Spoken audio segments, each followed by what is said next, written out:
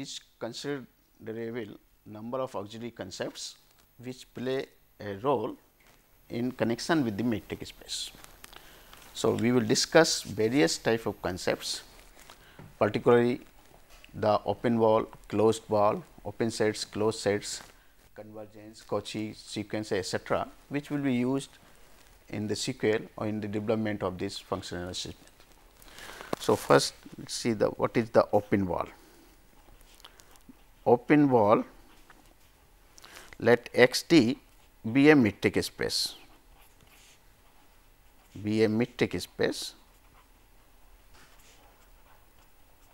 and X naught be a point in X.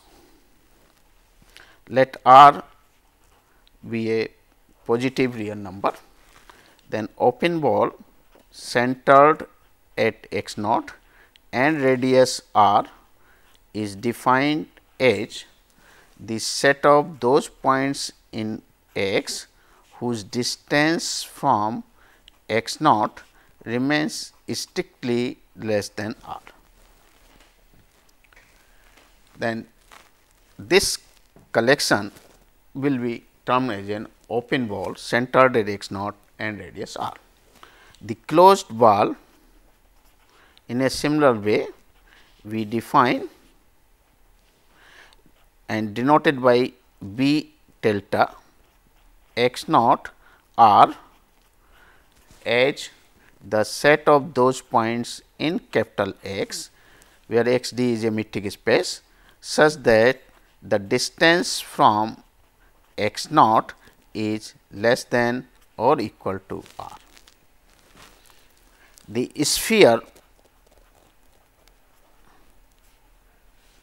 we denote this by S X naught R, that is the sphere centered at X naught, and radius R is the set of those points of a metric space X whose distance from X naught is exactly R. So, here we have a metric space, say X d, and X naught is a point in X. Then if we draw a ball around the point X naught with a radius R, then all such point which lies within this is the open wall, which includes the point of the boundary also, closed wall, and the points lying on the boundary only, we call it as a sphere. Now, obviously, this is clear from this definition that the sphere is nothing but the difference between closed wall minus open wall minus V X naught R. Okay. This is what we get the sphere. Now, we already have a concept in R 3, the concept of the open wall, concept of the closed wall, and concept of the sphere. The open wall is the centered X naught and radius R is as usual in sphere, and we know that if R is a positive number or radius is non-negative, is positive, then with centered X naught and a positive radius, the sphere cannot be a negative, wall cannot be a cannot be empty. So, this concept is available in R 3, but since we are dealing with the X d, so the similar concept for the open sphere, closed sphere and the wall is not available in a general metric space. That is, we cannot claim that a sphere with central X naught and positive radius will always be non-empty. It may be empty also, depending on the metric which we are using. If we take the metric D as a discrete metric, then the sphere centered at X naught and say radius 1, this will be the set of those points X belonging to capital X whose distance from X naught 2 x is 1, that is the set of those points whose distance under the discrete metric is 1 is nothing but the all the points which is different from x naught, that is the entire space. But if we take is not empty, but if we take a ball centered at x naught and radius 1 in a discrete metric D, then we get the x naught which is strictly less than 1 comes out to be an empty set, because there is no other point except the x naught itself available in this class. So, this becomes empty. So, this type of difference is available in a general metric. So, while we enlarge the concept, we should be aware about this thing, that whatever the properties are enjoyed by the ball and the sphere in all three may not continue to hold good in a general metric space. We can take few examples where this, say, suppose I take the C, x is equal to set of complex number, and the sphere centered at 0 and 1, the set of those points whose distance from 0 is 1, then this is nothing but the set of all those complex number z where mod z equal to 1. Okay. And similarly, if we take the open ball, it is mod z less than 1 and like this. If we take another example, say x is equal to c 0 1, set of all continuous functions defined over the closed interval 0 1, and suppose I take the point x naught as theta, the continuous function which is identically 0 along the axis of x, that is the set of all continuous functions, say theta denotes the continuous function which is identically 0, which is identically 0 on this interval 0 1. So, here this is the interval 0 1 and theta is lying here. Okay. Then the distance, the ball centered at theta and with the radius 1 with the set of those point x belonging to capital A C A B C 0 1, such that the distance from theta is less than 1. This is the open ball. So, basically because this is a function, so if we draw a strip around the point x, a strip which is of bits 2, length is 2, surrounding the axis of x, then all these points which falls within all the functions which fall within this range will come in this class, an open ball centered at theta and radius 1. Okay. So, these are the examples where you can have a concern. Now, if we go for a slight generalized form, then we say an open set which use the concept of the open ball. Let x d be a metric space, be a metric space, and M be a non-empty subset of x.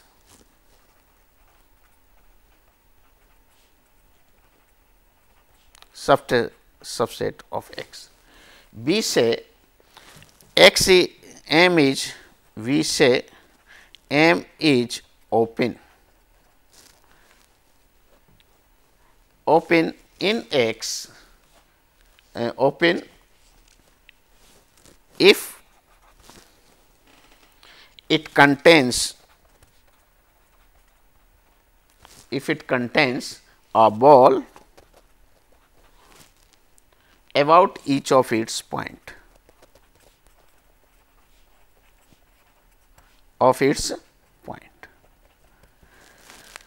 So, a subset M of a metric space X is said to be an open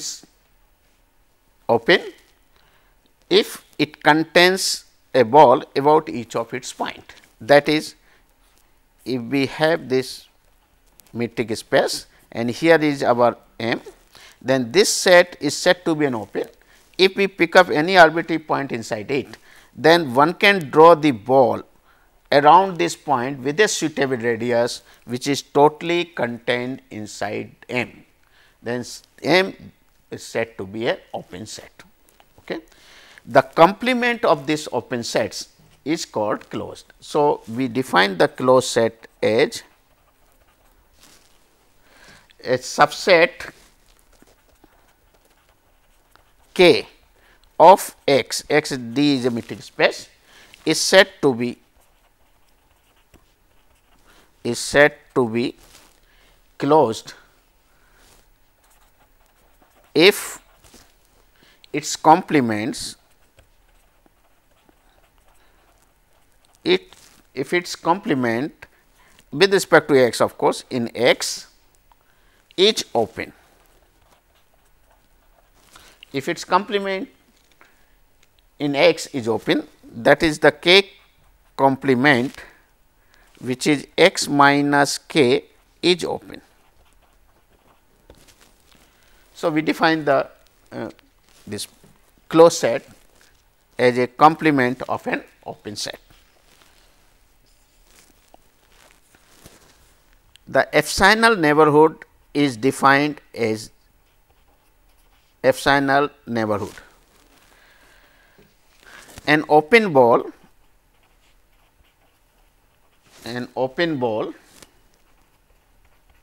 centered at x naught with a radius epsilon is called an epsilon neighborhood,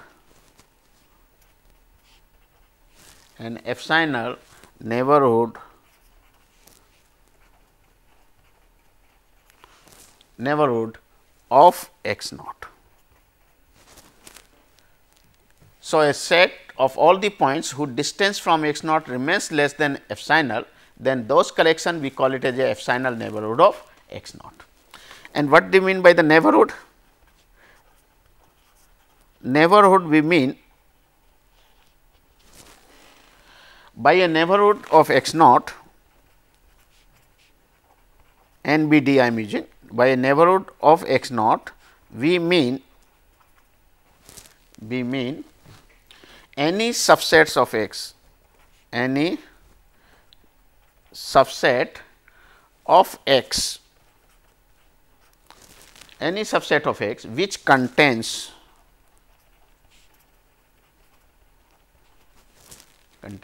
an epsilon neighborhood of the point x naught. So, if we have say x d metric space, x naught is this, then this set say S will be a neighborhood of the point x naught if it contains a neighborhood around epsilon neighborhood of x naught inside it. Then we say this is a neighborhood of the point x naught. The interior point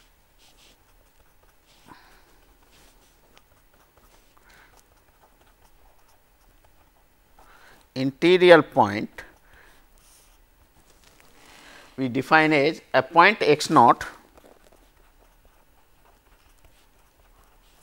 belonging to capital X is an interior point,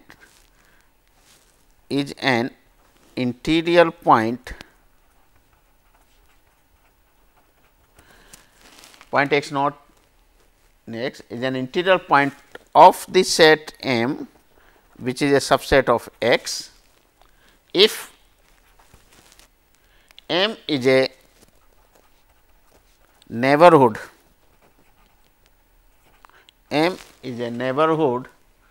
of x naught. What is the meaning of this is that let M be a set and x naught is a point. We say this is an interior point of the set M if there basically exists an open ball around the point x naught with a radius epsilon which is totally contained inside M, then only M will be the neighborhood of this. So, if such a point is available, then that point is called the interior of M. The collection of all such point x naught forms a set which we call it a interior set. Okay. So, interior of M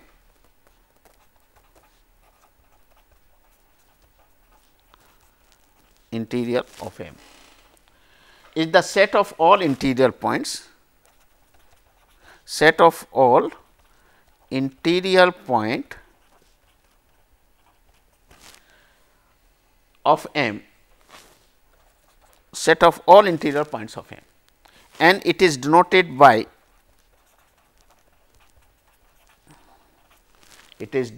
by either M 0 or maybe some author used to write INT M, interior of M. Okay. So, this is the concept of the interior points. Then we have seen the open ball, open set, closed ball, closed set. The every open ball basically is an open set.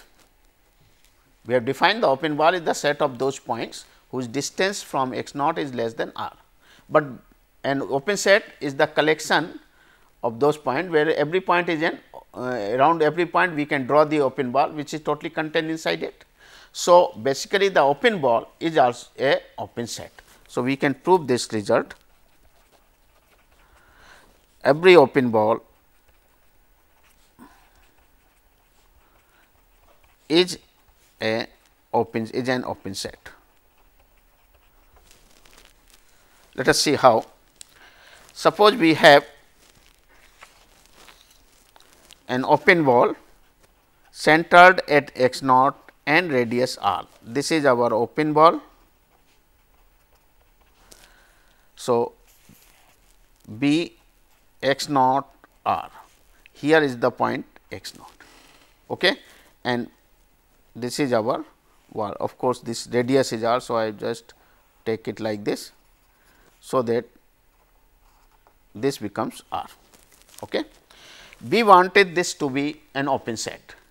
So, it means if we take any arbitrary point by here, then around the y, if we are able to draw an open ball which is totally contained inside it, then we say each ball is a open set. So, let y belongs to an arbitrary point belongs to x naught r. Let r 1 denotes the distance r minus d of by x naught. Okay. This distance is complete here and r, and here this distance is by x naught. So, I am taking r minus d by x naught as r 1. Now, if I draw the ball centered at by and radius r 1, we claim that this ball is totally contained inside ball centered at x naught and radius r. Means all the points of this ball will be available inside it. Why?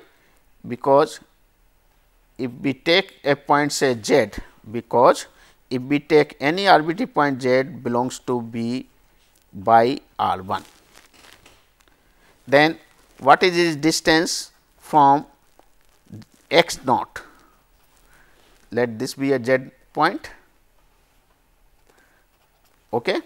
So, this distance will be less than equal to d of x z by plus d of by x naught.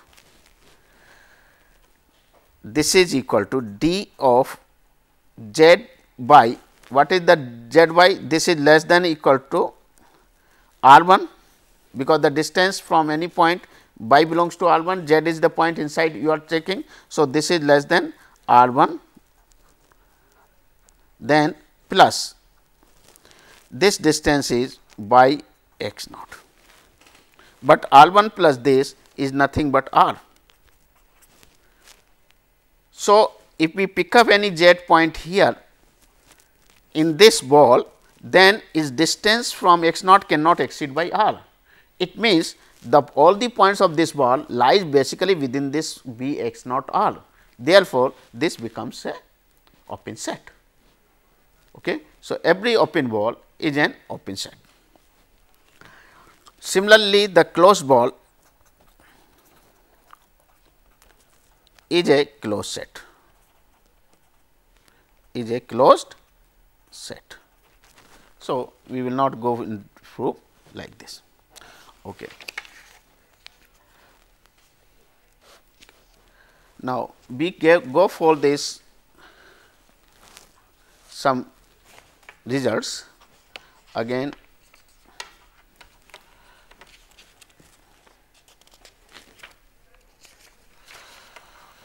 Suppose x d is a metric space.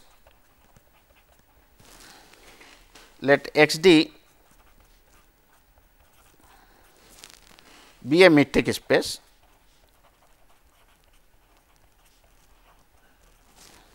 Then the following results hold: empty set phi and the entire space X are open. Okay. Second, the union of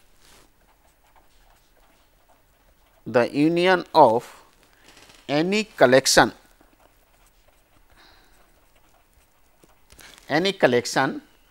whether it is countable or uncountable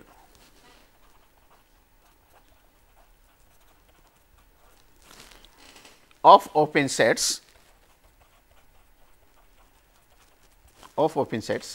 is open.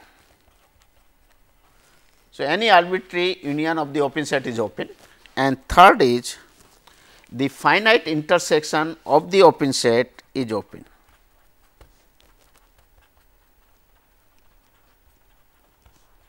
Of open set is open. So, we can prove this thing. First is empty set and X are open. This is obviously true, because empty set you can say there no point is available. So, we can assume all any point around it, one can draw the open ball which is totally contained inside it. And since X is a entire space, is a universal space that we are dealing with that. So, any arbitrary, if we take any open ball inside it at any point, it is definitely a point covered in X. So, these two are the trivial things and we can show. The second part, if suppose G 1, G 2, G n are open sets in a metric space X d, then we wanted to show that union of this G I, countable union or maybe an arbitrary union, is open. This we wanted to show. So, if I prove that around any point of this set there is a ball which is totally lies within this set, then we say this collection is an open set. So, let X naught be an arbitrary point in this collection. So, obviously, there will exist a sum j such that the point will belongs to this open ball G j, but G j is open.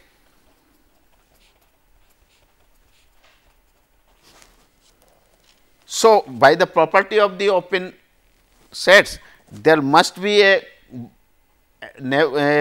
open ball around the point x naught with a suitable radius which is totally contained in it. So, there exists an open ball centered at x naught with a suitable radius say r, suitable radius such that which is contained in G j. Therefore, it will contain in the union of G I is 1 to infinity. So, this shows this is an open set. So, union of G I is open. Clear? The proof of the second, the finite intersection of G I is open, where G I's are open. So, again the same trick, let us take a point x belonging to the finite intersection of this, then x must be the point in G I for every I. So, this is say G 1, this is say G 2, like this. Okay. So, if we take a point x naught, which is available in the intersection part. So, x must be somewhere here, which is a common point of both G 1, G 2, etcetera. So, many things are there. So, now, x belongs to each G I and G I is open. So, there must be a ball around the point each x, which is available in G 1, then maybe there are another ball available in G 2. So, there exists a R 1 and R 2 such that open ball centered at x and radius R 1 belongs to G 1, open ball centered at x and R 2 belongs to G 2, etcetera. Is it okay?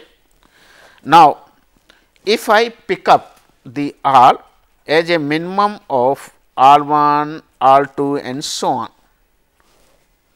and draw the open ball centered at x and radius R, will it not included inside the countable union of G I, finite union of G I, because it will be the smallest ball available in all the G I's. So, it will be, so G I will be open.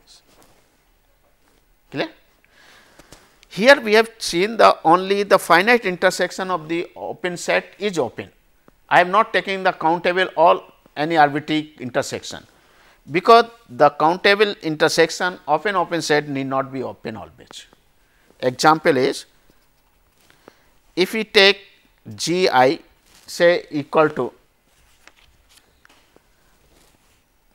1 by I minus n comma 1 by I, where I is 1, 2, 3 and so on. So, this is an open interval. So, it is an open sets, open ball. Now, if I find the arbitrary intersection of this,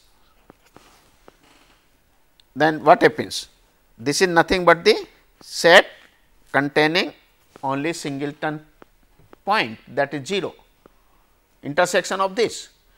So, a singleton set cannot be a open set, it cannot include any ball around the point. Therefore, it is a closed set. So, what we concluded that arbitrary intersection of an open set need not be always open. Okay. The same type of results also available in case of the closed.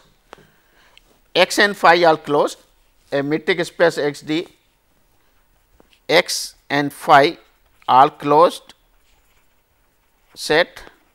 Second, intersection of the closed set is closed, any arbitrary intersection of the closed set, arbitrary intersection of closed sets is closed, while the finite unions of the closed set of closed sets is closed. So, this we can prove in a similar way, because the complement of this must be open. Therefore, we can say that these results are basically the complement of the previous ones. Okay. So, I think it is clear, or any doubt? Okay. Now, we have another important concept, the concept of the limit point or accumulation point. we define the limit point or accumulation point as limit point, or we say accumulation point. Accumulation point. Let us suppose X d be a metric space.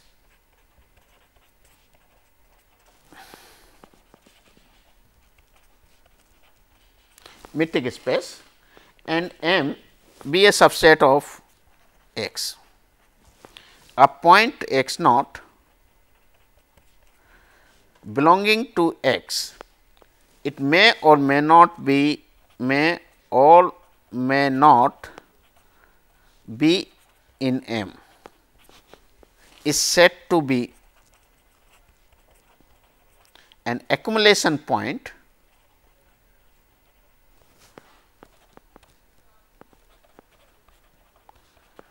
of M if is said to be an accumulation point of M or the limit point of M if every neighborhood of x naught includes at least one point of M other than x naught. Because if suppose x naught is a point of M and then it includes except x naught, then it will not be considered as a limit point. Okay. So, limit point of a set M means if we draw a ball around the point x naught and M is such, this is our M. So, whatever the neighborhood you draw around the point x naught, it must include at least one point of M are distinct from x naught. Then we say x naught is a limit point of this, otherwise we will not say limit point. Okay. So, sometimes even that point, if it is not available, then we can, it is a boundary point. In fact, the boundary point is the point which has a property that if I draw the ball around the point x naught, then it will include both the points of M as well as the point outside of the M. Then that point is called the boundary point of this. Okay. So, this one. Now, another important concept in this is our dense set.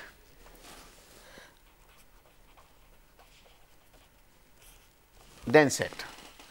Let us suppose X d be a metric space and M be a subset of M. Let M be a subset of a metric space X d. We say M is dense in X if the closure of M is X. What is the meaning of closure? M bar denotes the closure of M. What is the meaning of closure? Closure set, a set M together with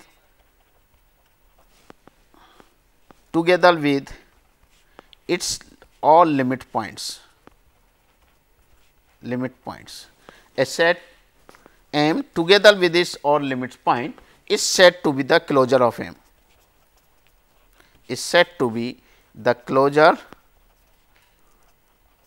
of M, and we denote it by M bar. So, basically M bar is the M union of all its limit point, M union of all its limit point. So, this is the closure. So, what he says is a set M is dense in X means closure of this is X. So, if the meaning of this is that if this is our X d space and here is M, clear?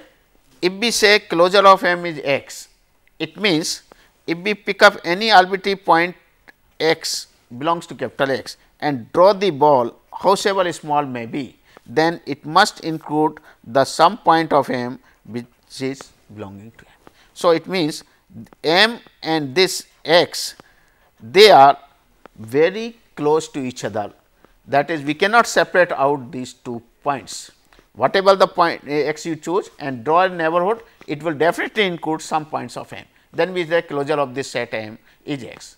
For example, if we take x to be the real line or real number and say M is the set of all rational numbers, rational points, then any real number if you pick up and draw the ball around the neighborhood around the point, that real number, that is in open interval, it will definitely include the rational points. So, q bar is R,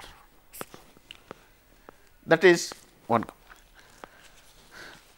Now, we have seen in case of calculus the function continuous functions plays the role. So, here also the concept of the continuity is defined in terms of the over a metric space as follows. We take the continuous function, let x d and by d be 2 metric space, let x d and by, let us assume another d bar a metric, let x d and by d bar and this is end and by d bar be metric spaces, and T is a mapping from x to y. We say T is continuous, then a mapping T from one metric space to another metric space is said to be continuous at a point x naught belonging to x if for every epsilon greater than 0 there exists a delta depending on epsilon and the point x naught such that the when d bar of T x naught is less than epsilon for all x satisfying the condition that d of x naught less than delta. What is the meaning of this here? Let us suppose this is our x d metric space, this one is say by d bar metric space and T is a mapping from x to y. Then we say this is a continuous at a point x naught if the image of this is T x naught. Okay. So, if we draw a epsilon neighborhood around the point x naught, then corresponding to this neighborhood one can find a neighborhood around the point x naught with a radius say delta, such that the image of any arbitrary point inside this neighborhood will fall within this range. That is, the T of x comma T x naught, the distance under d bar will be less than epsilon provided the point x and x naught satisfy this condition, or epsilon is chosen, then correspondingly you can choose the delta. So, that image of every point inside this neighborhood of the x delta neighborhood of x naught will fall within the epsilon neighborhood of T x naught. Then such a operator, such a function we call it as a continuous function. Okay. And if this result is true, if T is continuous at every point of x, belongs to capital X, then we say T is a continuous function from x to y. T is continuous over the entire range x to y. Okay. Now, there is another definition of the continuous function in terms of the open sets, and that definition is given in the form of theorem. what this theorem says is a mapping T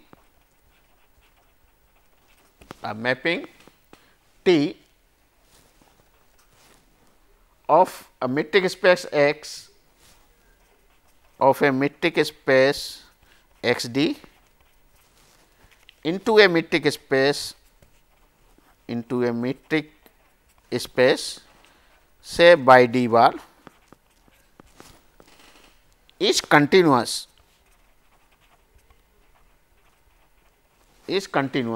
if and only if the inverse image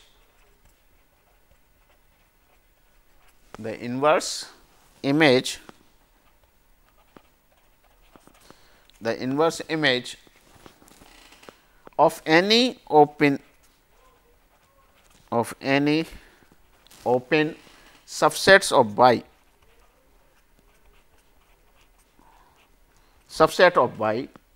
is an open subset of X. Let us say what it says is that if T is a mapping from X to Y,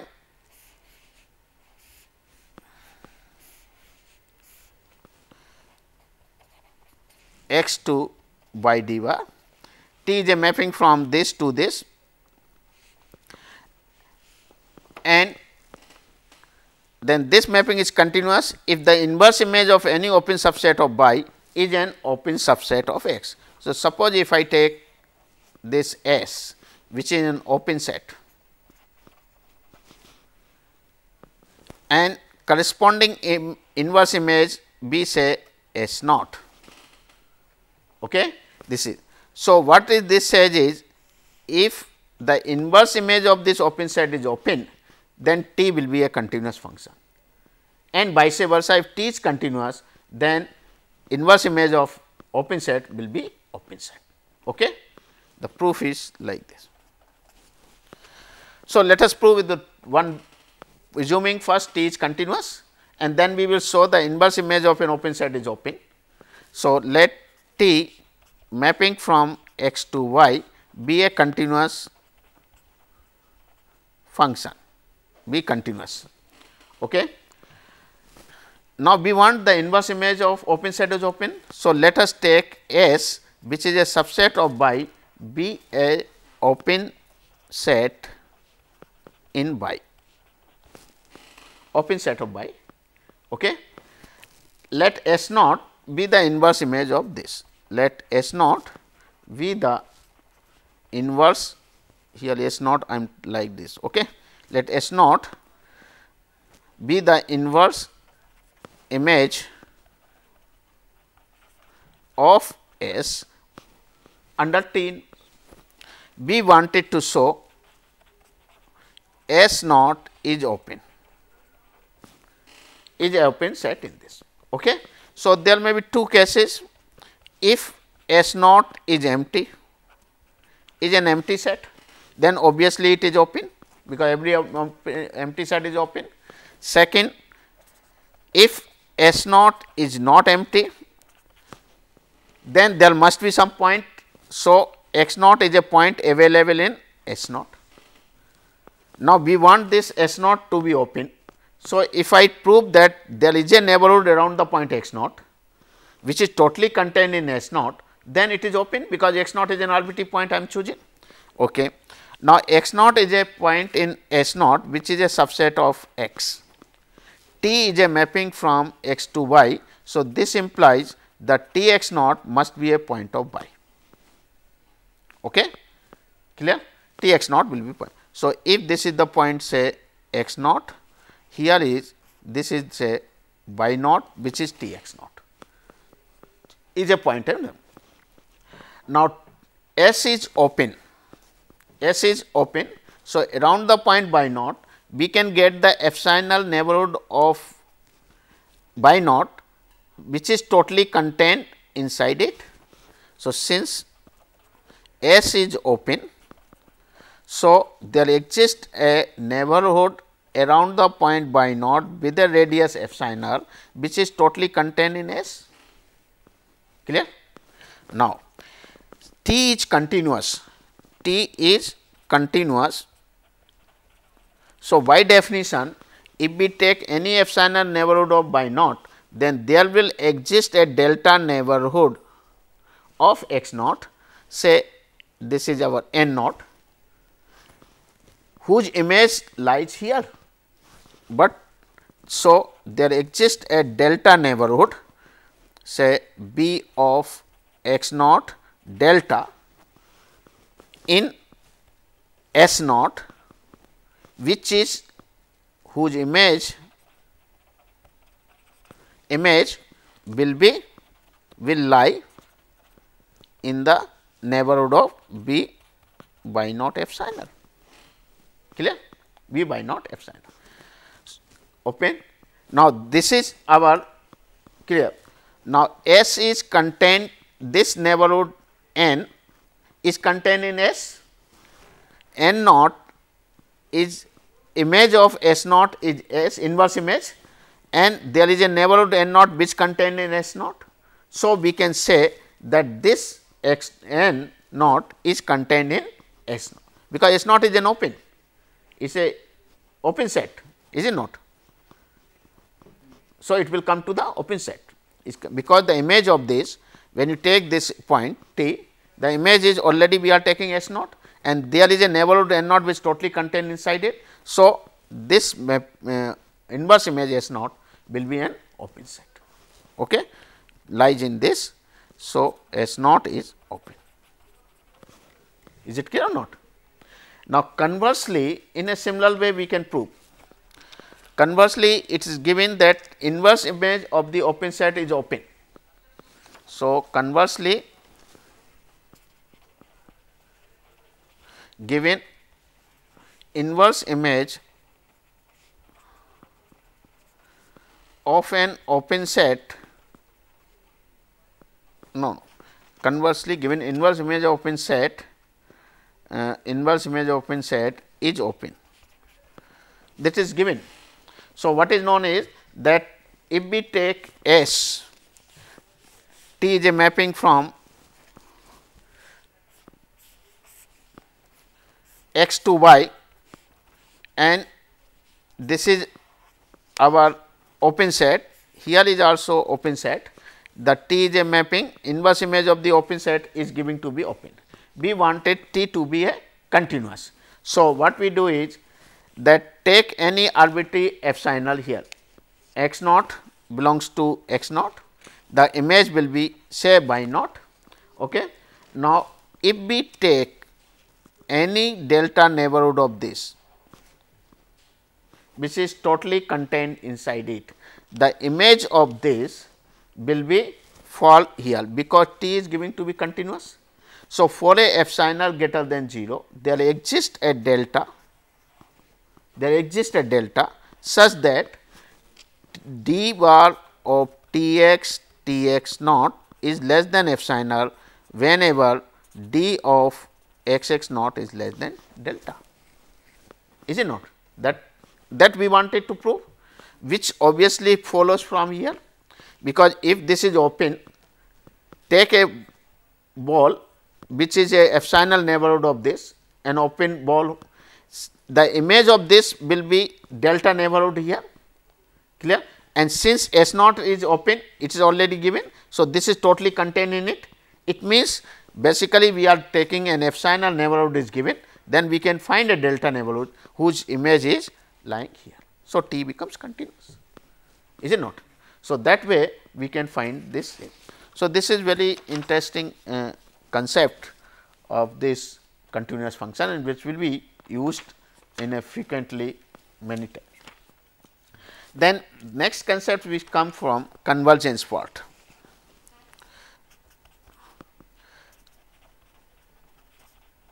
Convergence of a sequence in a metric space.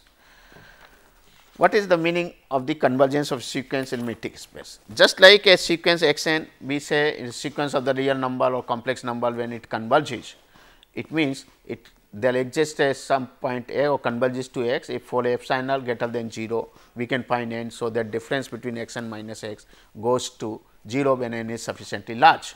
So, there is a real line. So, one can identify the point here, limiting point here. Same concept we generalize it for here. We say a sequence x n,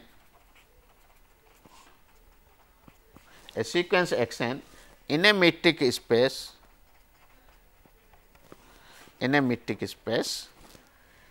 x d is said to be convergent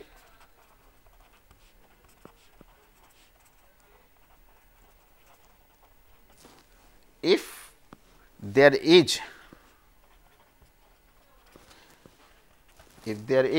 n x, a point x belonging to capital X, such that the distance between x n and x tends to 0 as n tends to infinity. It means the difference between x and x, if it is a real sequence, or in general if it is a arbitrary mid class, then the notion of the distance between x and x under D, it must go to 0 as n tends to infinity. Clear? Then we say this sequence is a con.